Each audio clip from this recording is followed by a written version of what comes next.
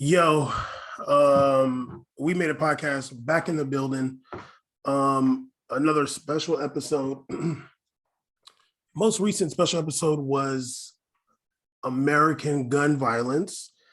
Now we're doing another special episode, this one titled Abortion Saves Lives. You might be wondering, yo, y'all are a soccer podcast. Y'all talk about football and sports. And I'd be like, well, obviously you haven't been listening because we talk about all this stuff since like 2017. We talk about politics. We talk about things going on in the world. We talked about our experiences going to protests to 2020, all that stuff. So we does this. Yeah, and don't assume we're a soccer podcast either. Don't be over here assuming. Don't do that. Sometimes there's things you got to talk about in the world, in the country. Like you got to talk about it. Like, we have this platform. It's very small. There's not a whole lot of listeners, but there are listeners in Taiwan. So, we might have to talk about it. But yeah, we just want to talk about how we feel about this recent overturning of Roe v. Wade. Mm-hmm. And, Caesar and I are both politically inclined and political news media watchers. It's kind of cute. See, we both watch different stuff. He has his people, I got mine. Yeah, and we come together and share what they say, and we express our views on it. We yell about it on the phone to each other. Yes, do a lot of yelling on the phone about it. But yeah, so we had some monumental news recently. I do want to start this off though, before I get into a little bit of what happened. I don't want to call the people that are opposition pro-life. Can we just refer to them as anti-abortion? Because I don't like pro-choice and pro-life. Like they are not pro-life people. They're in this context, they are simply anti-abortion. And we're pro-choice or pro-abortion. But yeah, anyway, in 1973, Supreme Court ruled that a woman has the right to an abortion in the first trimester. Last week, it was overturned as a federal right, and now states will be allowed to decide if women have that right anymore. There are some states that are going to ban abortion at conception. They include Alabama, Arkansas, Idaho, one of Caesar's favorites, Louisiana, where Caesar just was, interesting. Michigan, Oklahoma, Texas, Ohio, Kentucky. Oh, there too. You were in Caesar. Hold up, man. Texas, Ohio, Kentucky, Mississippi, North and South Dakota, Tennessee, Utah, Wisconsin, and Wyoming. All of those, I was going to say countries. All of those states have I'm sorry? Countries. All of those states have an exception for the survival of the mother, but only Idaho, Mississippi, North Dakota, Utah, and Wyoming have an exception for rape or incest. Those states are going to ban abortion at conception. 3 states are going to ban abortion up after 6 weeks: Georgia, Iowa, South Carolina. And then you have 3 more states that are going to ban abortion after 13 weeks: Arizona, North Carolina, and West Virginia. In this country, we have approximately 40 million people, women and girls of childbearing age. And around 60% of women that have an abortion already have a child. And only about 9% of people that have abortions are teenagers. So those are some of the facts that we got. What was your thoughts when you first heard of the overturning? It was a little painful, honestly, to hear. I think one of the things that seemingly affects me the most being in this country is, it's one thing when people are talking about medical things with like vaccines, stuff like that. Like that stuff was annoying. It was really annoying to deal with. But like I feel like body autonomy is so much different. Because the ruling is contradictory to like all the stances that people had of being anti-vaxxers. Like being able to talk about, oh well, my body, my choice. It's so funny how it switched up when it came to women being able to choose that. And what's so interesting about abortion is that like literally it's not like, oh well, you might, with the vaccine, it was like, oh well, some people might get COVID, some might not, and they might affect people differently. Abortion is just something for every single woman in this country, like every single woman. Like the people that are big advocates, the big anti-abortion people, were the same people that quote unquote hate like the government control on stuff like that. So it's just very strange to me. And I don't, and anybody that and then when the conservative people started bringing up the early point of being like, well, now it's up to the states. It's just a ruling to the state. So the libs are being over dramatic because it's just something that's for the libs. It's for the states to decide. Well, Bam, me talked about it. What's a big one that was for the states to decide? Slavery was left up to the states to decide. What did that lead to? A fun time. But regardless of what it led to is not even the problem.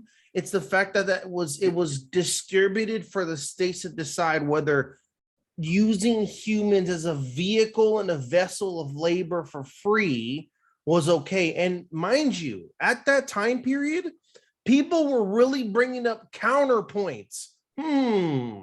It is beneficial this way. People were doing that. And then the Supreme Court had to go, can we do this or not? Think about that, people. Like deciding free labor of humans at this point in this country was really, people had to think about it. So when you come now and you're like, oh, I think even when people tell me like, oh, I don't think it's that easy. No, it's easy. No, it's easy. I don't want I'm in a state where abortion is legal and it's going to be legal for the foreseeable future here. I don't even want my governor or whoever's here to even have a choice or think about that. That's not up to him. Whether he's down for it or not, I don't care about his opinion on it because it's not up to him. It's not up to him to decide whether a woman has a decision to keep a child or have an abortion or not. And it's not up to people to decide or influence their religious beliefs on others at all.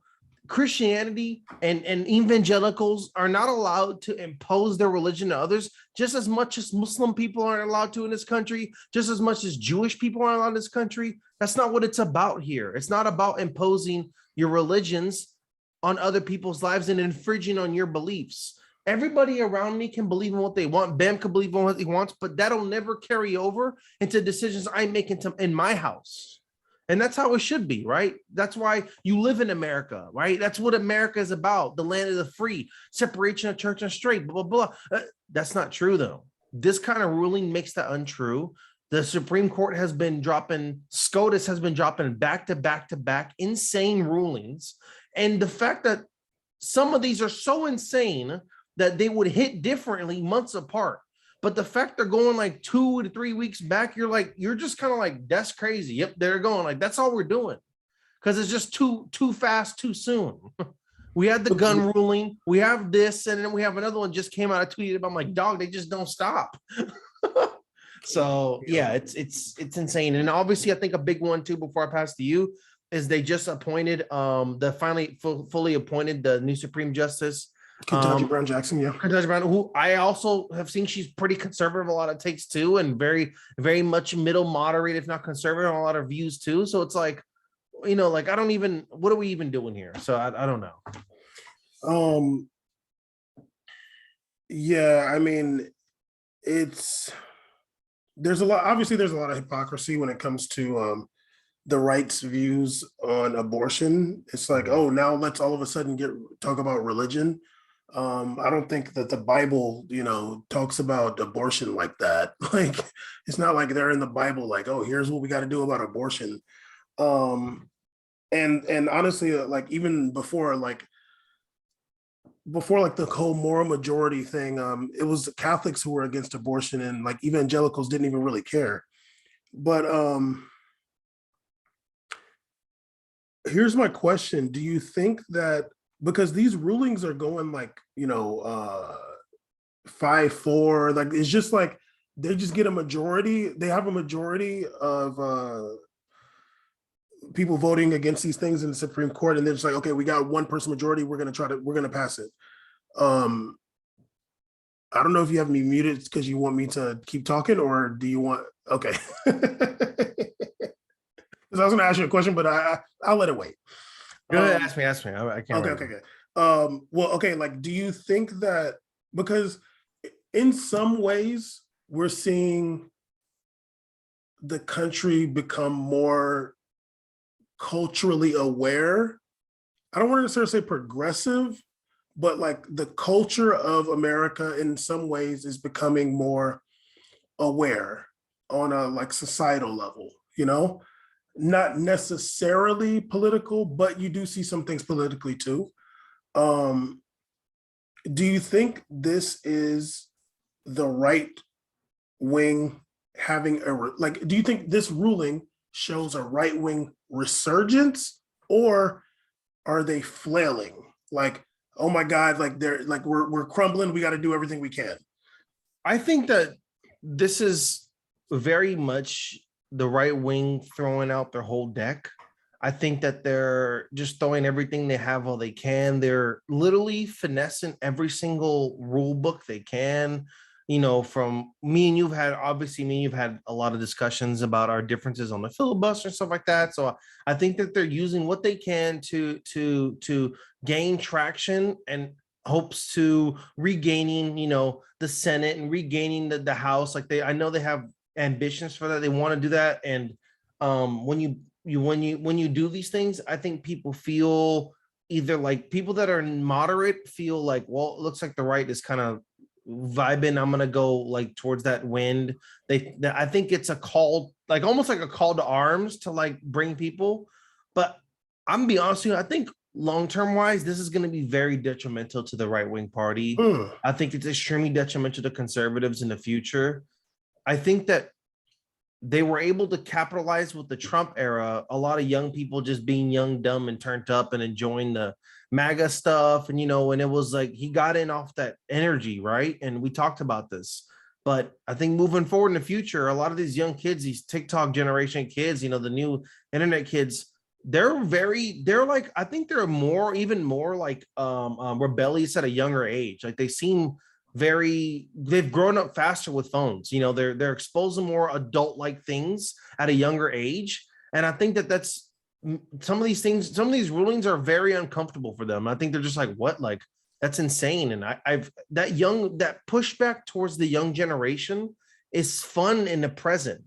But in the future, when these young people turn older, even in this era, we've seen how the voting changed through the young parties nowadays based upon how it was before, and I think it's going to be big in the future too. I think it's going to be a lot of kids either becoming a lot more anti, government voting, being anti-voting, kind of stepping away from it, or being more Democrat. I don't see these things happening as great, gaining traction for the conservative party. I don't see that. Now, I could be wrong, but I just feel like either they're going to be anti voting, or they're going to be voting towards left more, because they're like, well, why would I ever vote for something that's going to take away rights for me to live my life? Like that's what it's about here. So yeah, I think that I don't think that right is gaining traction. I think that's like fear mongering. I think it's more they're just using their insane capital and money they have to hire crazy lawyers to just finesse these bills and laws and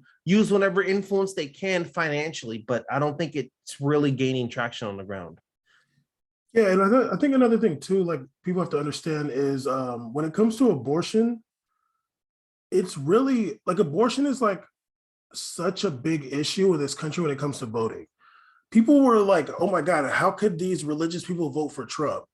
I would imagine almost all religious white Christian people who vote in the past like 30 years are basically voting on abortion. That's it. Like their media will tell them and their preachers and stuff will say, you can't vote for a Democrat because they're pro-abortion. Like no matter who it is.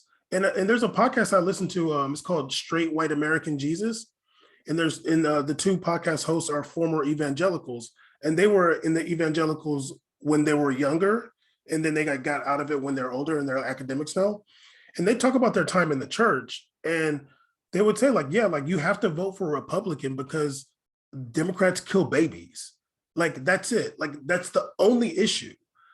So so a big part of Trump getting into power and like that argument is like, how can, he's been divorced 3 times. He's so uncouth and he doesn't even know about the Bible. Like, how come these religious people are voting for him? They are voting for him because he has an R next to his name and he's going to put in Supreme Court justices that are anti-abortion. That's it. That's the only thing. They know that the person with the D next to their name is not going to put in that person with the D next to their name is going to put in Supreme Court justices who are pro-abortion. That's the only line for them.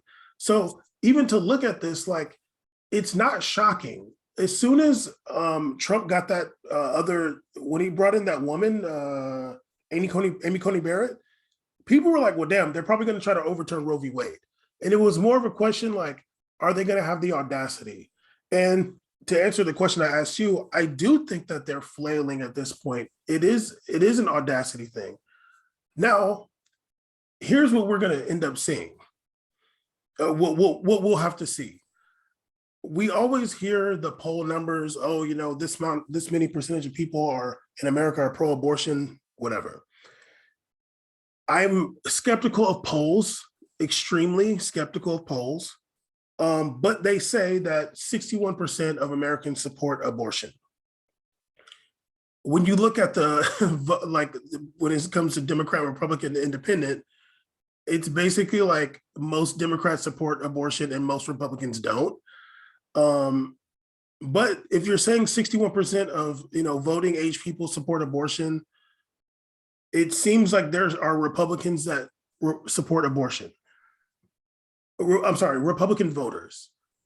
Will we see any Republican candidates who are pro-abortion? I doubt it. Will we see any Republican candidates who are voted out or who don't win their race because they're trying to get rid of abortion in their state or wherever? I would hope so.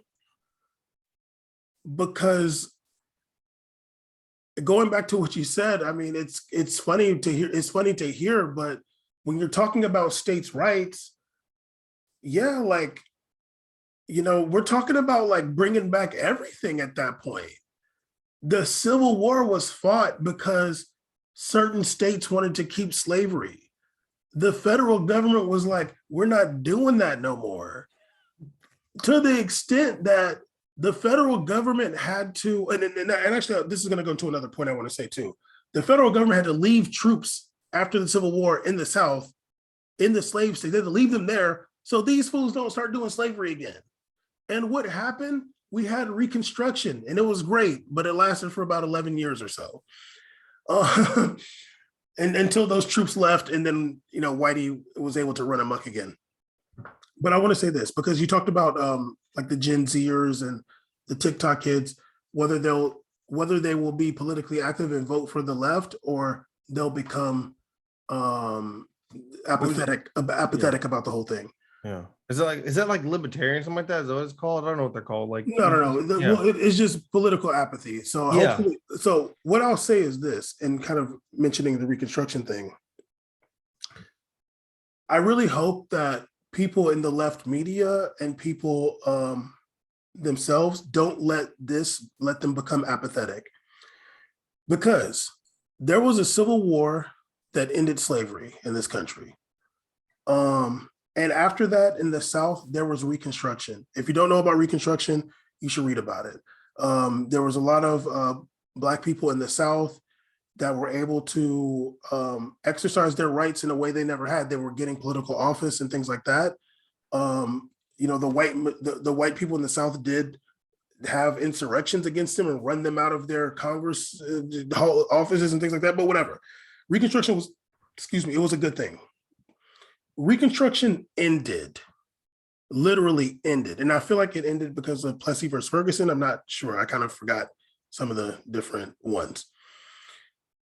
But don't let this, but the Black people at that time didn't give up because Reconstruction ended. They didn't give up because Reconstruction ended and lynchings went at like an all-time high. They didn't give up because Reconstruction ended and their rights that they had gotten for a while were taken away. They just kept fighting and kept fighting harder. Don't let, like, these are people who were enslaved, got rights, and then they were taken away. But it did not make them give up. Don't let this ruling like, oh my God, they overturned Roe v. Wade. Even if you live in one of these states, this should be more reason to get more active, because everything that the right does is to make you apathetic. More than anything, they just want to make you not care. As soon as you don't care, they are there to take all your rights away and then enslave you, really. So don't let this make you want to give up. There's always a backlash to progression in this country. We're not at a point yet where there's not a backlash. Obama was elected and there was a backlash. Trump is a result of the backlash against Obama. No matter whatever you think about his politics, whatever you think about what he did as president or his politics, it didn't matter. The day he got elected, there was a backlash. They started the Tea Party. Mitch McConnell said, we're not going to let him pass anything. It was because that black face was there. That's progression in America, and then there's a backlash. There's Roe v. Wade passing was progression in America. It took a while for the backlash to culminate, but it's always been there. They got people to become single issue voters. So we got a fight on our hands. Yeah, absolutely. Bam ranting right now, but I think that what we really need to understand is that the Democratic Party needs to stop. Forget that. The people that are Democratic voters in this nation need to stop creating strife within ourselves. Instead of having a very angry view of the progressive Democrats or the moderate Democrats, how about understanding a movement to change? I think that getting behind some of the more progressive Democrats is important because you want to use that base. You want to create a home for everyone. That's what's important. Like, Republicans feel like there's a home for everyone because they're single issue voters. So even if someone is not a big fan of Trump may have views that are very positive for evangelicals or very positive for Christians. And so they're like, well, he may not be the best Bible person and he has a lot of discrepancies as past that I don't believe in my religion. But if he's going to keep advocating and passing a bill that's going to adhere to the America I want, great. Don't necessarily be that, but think of that as an idea towards building a stronger basis than the Democratic Party. Hey, AOC, Cory Bush, I don't know. I don't think that healthcare for all is the best.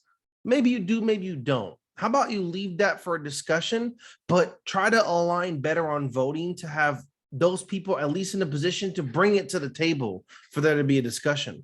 Think of your voting as giving someone an opportunity to speak and present. As when you're voting for Congress members that are Democratic, think of them as giving them a space. Like, just think about it as a place to be able to advocate for things that you may believe in or what they believe in rather than having someone in there that's going to be a complete contrarian to what you believe in, and honestly maybe damage your future and your family's future. Like think that way. And that's not single issue, but I think it's very much more solidarity in that. I think there needs to be, the Democratic Party doesn't have that. There's a lot of issues. I have a Democratic Party, of course. Like, do they do a lot of fugazi annoying stuff? Absolutely. That's what it is. That's human beings. That's a democracy. That's a democracy, though. But I think giving people the opportunity that are to speak and present why this bill, this healthcare law is important, because I think these discussions are more important than it is for them to be muted by their own party, or like shunned or heavily criticized by their own Democratic media, like the own leftist media. I'll say that. I think that is more debilitating towards the next generation and our future. And even now, clearly debilitating now, then like, I think that there's a lot of examples of the Republican Party that is laying out a game plan that's very easy and works in this country. So I think it sucks that, of course, the people have to pay the price for this is women. The women have to pay the price for this in this country, right? Like the women have to pay. Who knows what's next? Hopefully those laws coming up in the future, they want to revisit some gay rights and bring back the garbage domestic partnership stuff. Dude, let's really work on focusing towards things like that don't happen. If they do happen, it's met with really intense strife and a call to revision on these laws and what we can do to fix this, because I don't want this to happen. Things are happening as we speak.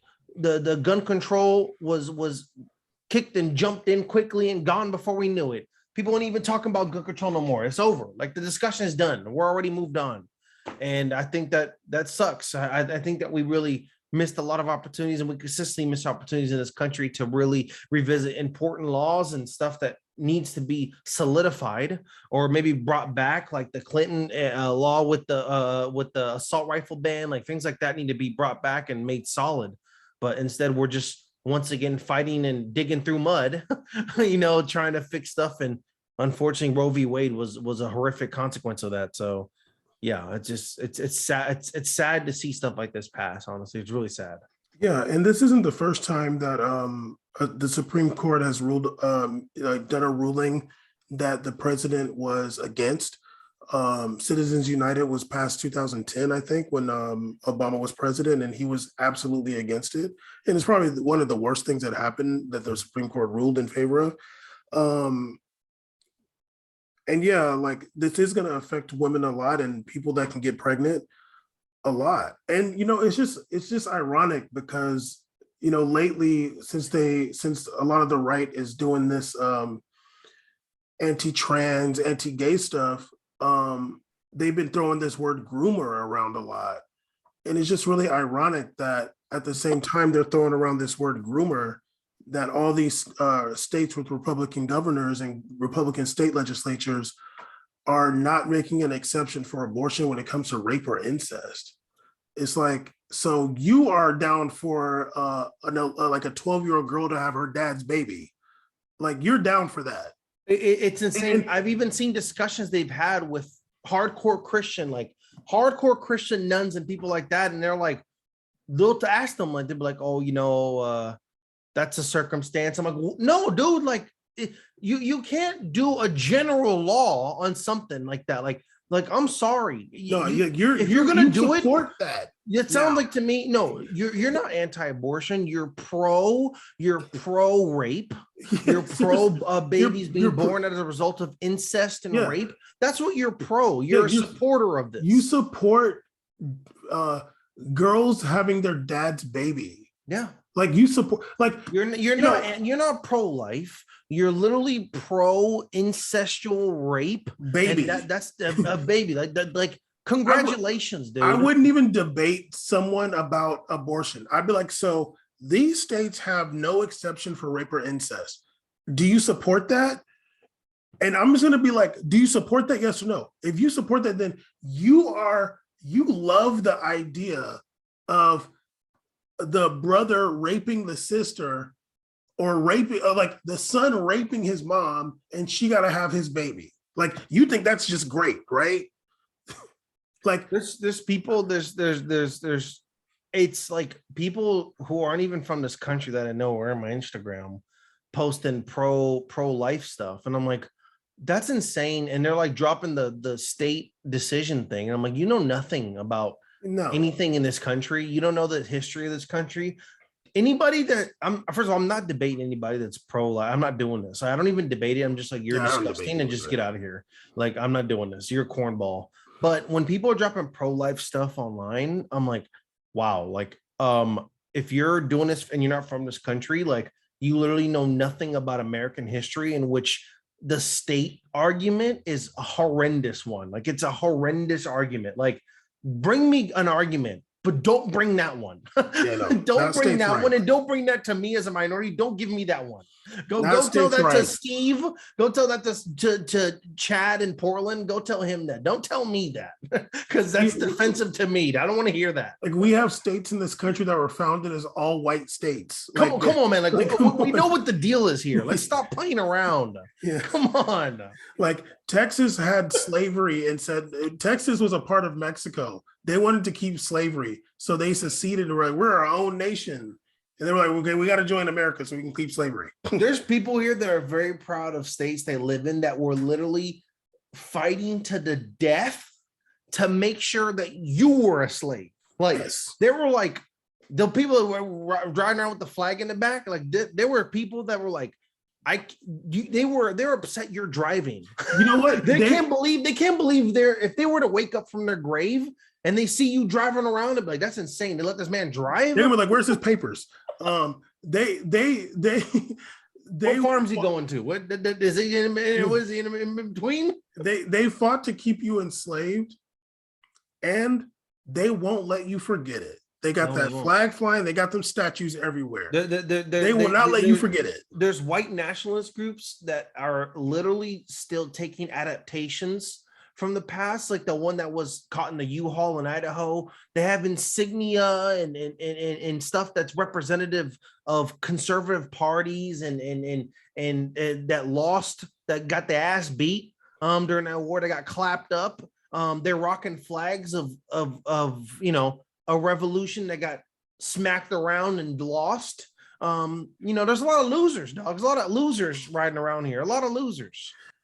And the January 6th hearings, people should check some highlights. I've kept caught up on highlights of Democracy Now! It's hard to keep up with watching them live. Bam lets me know when someone's good. I go to Democracy Now! To have good highlights.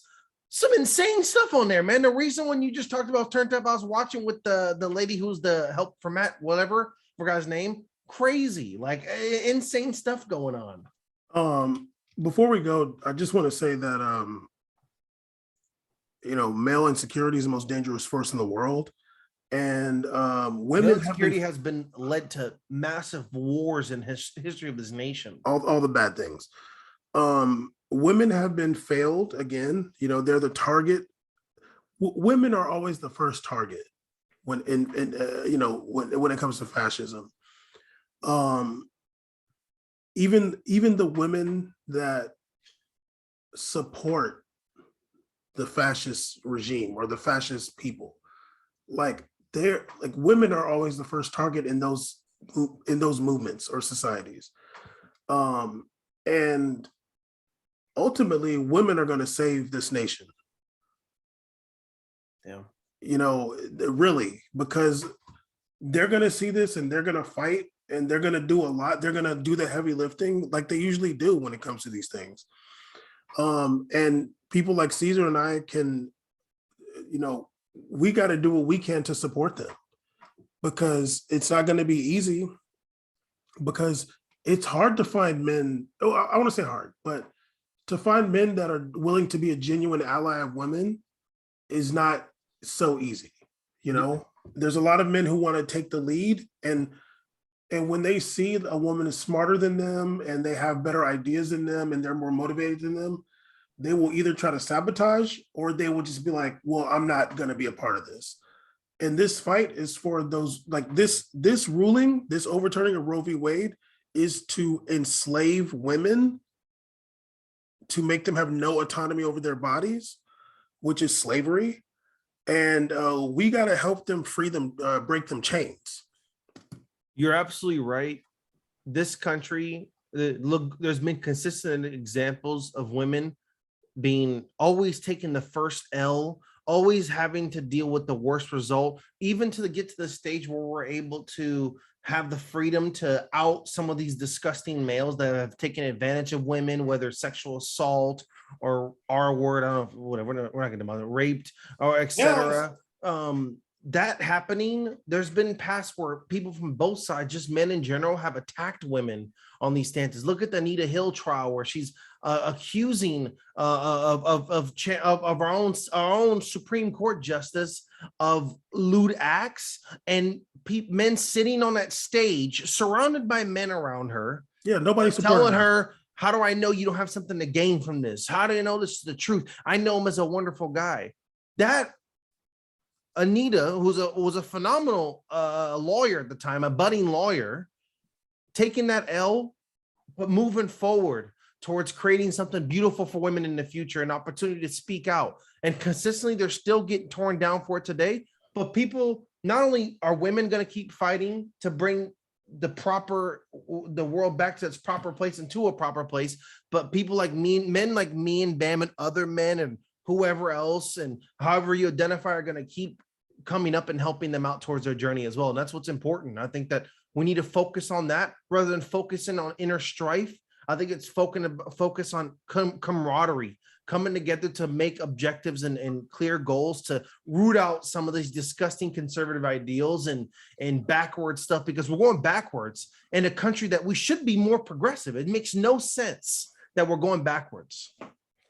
They are flailing. They're reaching. They're definitely swinging upward. They're doing one of them wrestler punches, like, you know. What can we do? I mean, even obviously really quick, like even you see like the people going to go disrupt, like they were going to go that Pride in Idaho. It's like that's flailing, dude. Like this Pride event is not a threat to you. Real quick, that's a good one. But like since they're seeing that they're losing, they're just like, oh, we got to try to do anything. That's a good one, because literally the comment was that another police officer, another 12, another hog was like, that's insane. Like, what? No, we're not doing that. Went and go intercepted them, and they were like, yeah, we had some internal sources. Their own people in their own party, there are buck wild, disgusting people are like, that's insane. We're not doing that. They're probably like, well, my daughter's there. Yeah, they're like, yeah, like dog, no, my uncle's there. Yeah, like my daughter has purple hair too. You don't know which one you're gonna hit. Yeah. But anyway, we made a podcast, Abortion Saves Lives. We got to get out of here because Zoom is kicking us off. But fight the power and don't ever give up. You know what Rollo said? Don't tell me good luck. Just tell me never give up. Bar.